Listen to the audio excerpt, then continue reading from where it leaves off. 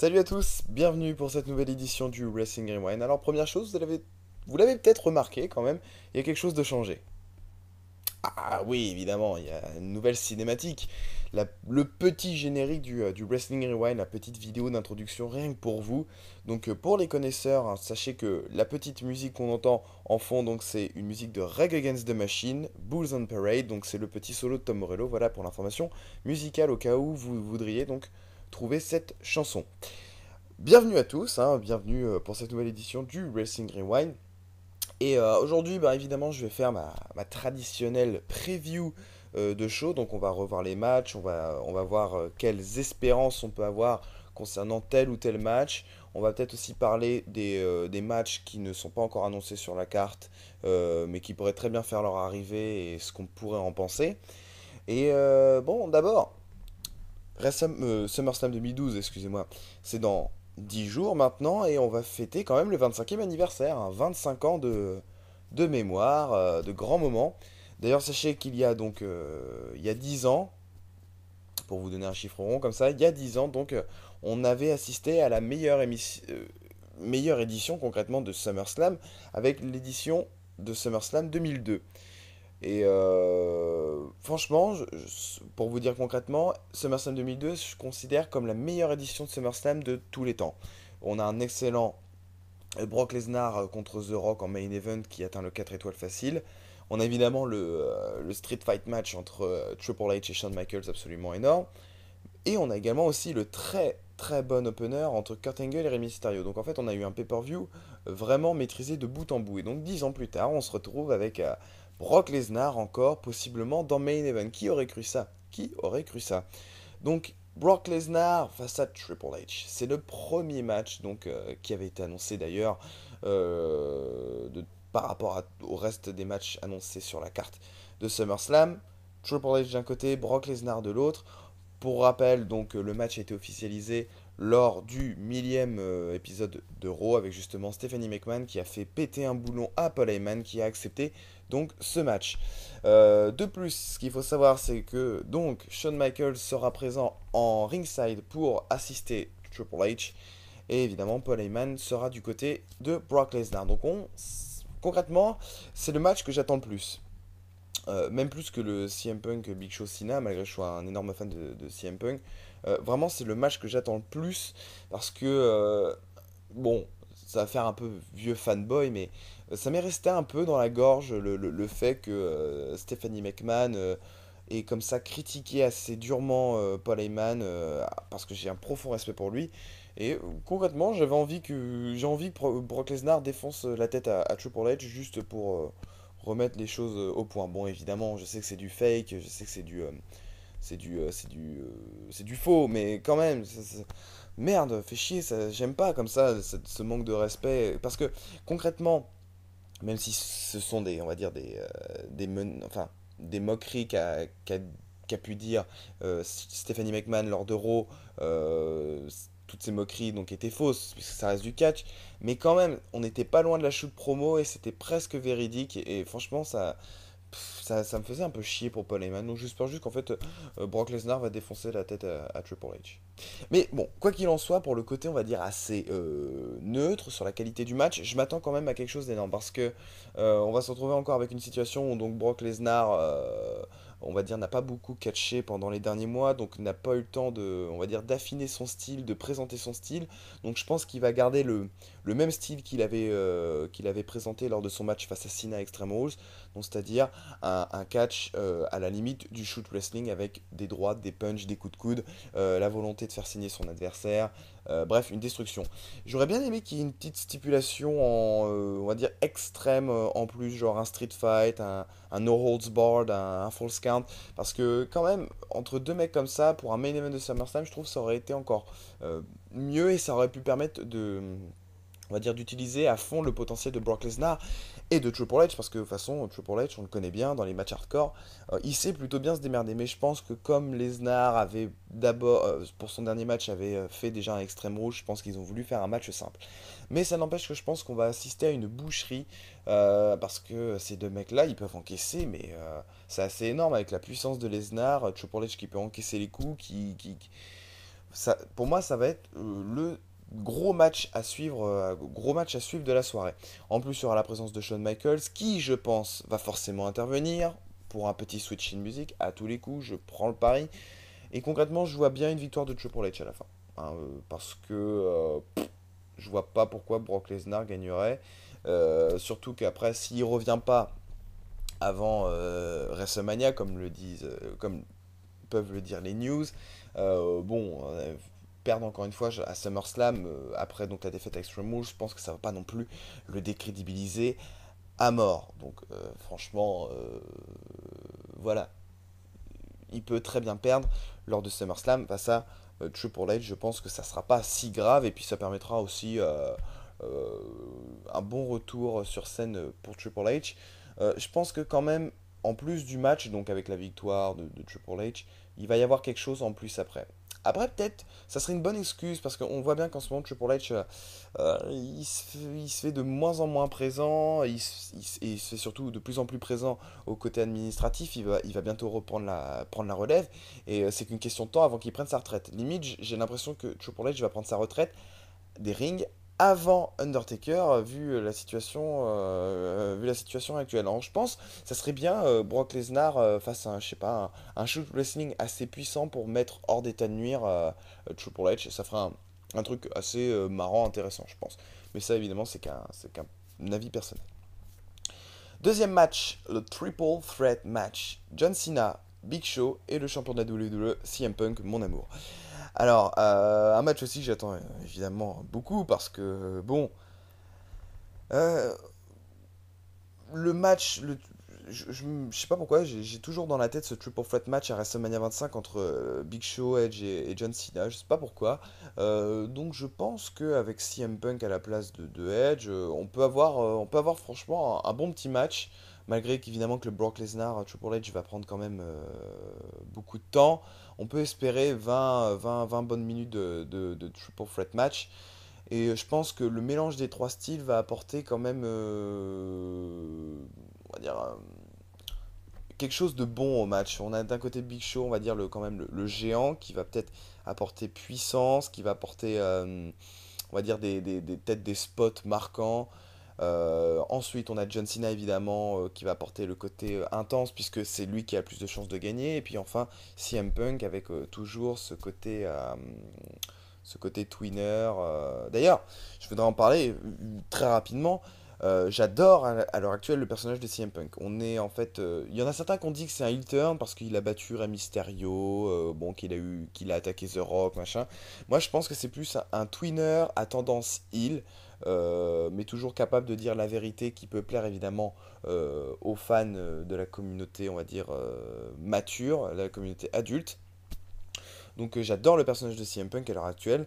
Et je pense que le match Triple Menace va nous réserver de bonnes surprises, même si je continue de croire que John Cena va remporter la victoire. Parce que, bon, évidemment, on a dit le pay-per-view suivant, ça se passe à Boston, je crois, Boston, pour Night of Champions. Et il y en a beaucoup qui disent, oui, John Cena, il doit être champion, ou John Cena, il doit être challenger au titre lors de ce pay-per-view, parce que c'est chez lui.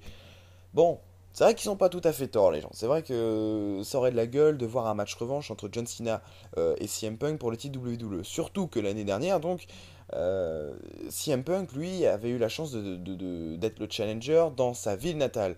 Donc là, ça pourrait. Enfin, donc là, on pourrait se retrouver à peu près dans la même situation avec John Cena, le champion, cette fois-ci, qui est chez lui et qui défend son titre face à CM Punk. Donc, je pense concrètement à une victoire de John Cena avec ensuite un rematch à Night of Champions où là évidemment John Cena conserverait. Comme ça en même temps ça permettra à Punk de faire une pause parce que c'est vrai qu'en ce moment il n'a pas on va dire la cote au niveau des fans sur internet, il a pas la cote avec ce long règne que beaucoup de monde a critiqué, que moi j'adore personnellement. Même si je suis Marc, je reste objectif sur ce côté-là, j'adore le règne de CM Punk, je le trouve vachement crédible. Mais les gens s'en sont plaints et je pense que la WWE l'a remarqué et donc on va mettre un terme à ça. Punk va pouvoir faire une pause et peut-être repartir au Royal Rumble ou débuter peut-être une rivalité avec The Rock. Franchement, je vois bien The Rock, CM Punk à WrestleMania 29. Ah, on ne sait jamais. Un autre match que je pense peu de gens attendent, c'est donc le match pour le titre poids lourd, Sheamus d'un côté, Alberto Del Lolo de l'autre. Alors, bon, la rivalité, bon, il n'y en a pas, hein, concrètement, à part le segment où Sheamus envoie Alberto Del Rio, non, Alberto Del Rio envoie Sheamus sur sa voiture, elle lui baisse soi-disant le bras. On n'a rien, on n'a rien. On a aussi le petit segment avec Ricardo Rodriguez qui se moque de Sheamus en l'imitant. Et le truc avec la Ferrari, mais ce que je trouve regrettable, c'est que en plus donc de mépriser le titre poids lourd à l'heure actuelle, hein, qui ne fait plus le main event depuis je ne sais plus combien de temps, hein, ça fait bien longtemps qu'il n'a pas fait le main event, mais le vrai main event, hein, à la fin d'un show. Franchement,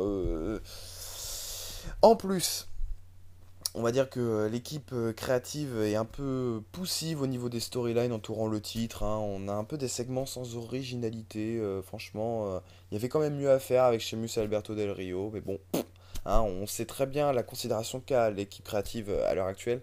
Donc avec le titre poids lourd. Quoi qu'il en soit, on a bien vu que le match à Money in the Bank pouvait être correct. Donc je m'attends encore à une rencontre correcte. Ce qu'il faut savoir, c'est que Sheamus c'est un très bon catcheur. Et Del Rio l'est pas tout autant, hein. Il est un petit peu moins bon. Mais j'y trouve quand même les deux hommes très corrects. Et je m'attends quand même à un match qui peut atteindre facilement les 3 étoiles tranquille. Franchement, il peut atteindre les 3 étoiles tranquille. L'autre match annoncé, ça nous en fait 4. Kane contre Daniel Bryan. Alors, quel match, mais de merde. Enfin, pauvre Daniel Bryan, il redescend après avoir eu un match aussi énorme à Money in the Bank. Là, il a une descente aux enfers avec un retournement de son personnage. On oublie le Yes Yes Yes qui a fait tant parler de lui. On repasse sur du No No No. On le fait passer pour un abruti. On le fait passer pour un taré. On le fait affronter Kane. Franchement, j'ai l'impression que l'équipe créative s'est perdue en chemin et n'a pas su quoi faire de Daniel Bryan. Et on se retrouve dans la situation où, comme l'année dernière à SummerSlam 2011, c'est-à-dire que Daniel Bryan n'avait plus rien à se mettre sous la dent, malgré qu'il avait la mallette. Il avait plus rien à se mettre sous la dent, donc on l'a mis en rivalité vite fait face à Wade Barrett. Voilà, donc là maintenant, cette fois-ci, c'est Kane, hein, une espèce de petite rivalité de merde qui ne lui sert absolument à rien. Au moins, tant mieux pour le Big Red Monster, ça va peut-être lui offrir un bon match, mais je doute quand même parce que c'est vrai que Kane il est très limité sur un ring. Et même s'il y a Daniel Bryan, franchement, je m'attends à peu de choses et je m'attends à un match maximum 10-12 minutes. Alors, la prochaine partie va concerner donc un spoiler. Donc c'est un match qui a été annoncé lors du dernier épisode de SmackDown. Donc arrêtez tout de suite la vidéo si vous voulez pas être spoilé. Sinon, donc si vous avez lu les spoilers de SmackDown, vous avez appris que Sheamus affrontera, non, Dolph Ziggler affrontera Chris Jericho. Et là, je bave. Ouais, je bave concrètement, je bave, je bande parce que Ziggler, évidemment, c'est un super encaisseur de coups, c'est l'un des meilleurs sellers, hein, je le répéterai jamais assez. C'est un super seller, même si des fois, bon, il exagère un peu les coups. C'est un super seller, et de l'autre côté, on a Jericho, le maître du catch. Donc, franchement, bon, la rivalité, il n'y a rien, hein, la rivalité est très très à la limite. Mais le match en lui-même, je m'attends à quelque chose de très bon. J'espère qu'ils auront 15 minutes pour eux parce que j'ai envie qu'ils m'envoient du rêve. Parce que ces deux mecs-là, ils peuvent nous offrir un super contenu. Ça, je ne doute absolument pas. Voilà, donc c'est les seuls matchs qui ont été annoncés, hein. Après, il n'y en a pas eu d'autres. Je pense qu'il y aura un match pour les titres par équipe, si je me trompe pas, si j'ai bien lu les spoilers, parce que bon, je suis un mec qui lit les spoilers à l'arrache. Je crois que les Prime Time Players sont devenus les challengers numéro 1 au titre, donc je suppose qu'ils vont affronter Kofi Kingston et R-Truth. J'attends de voir. J'attends de voir parce que Prime Time Players, je suis pas encore tout à fait convaincu. On n'a pas eu encore trop on va dire, de matchs où on pouvait voir vraiment leur talent. Il leur faut, je pense, encore 10 à 15 minutes de pay-per-view pour se donner un avis, même si je suis pas très confiant.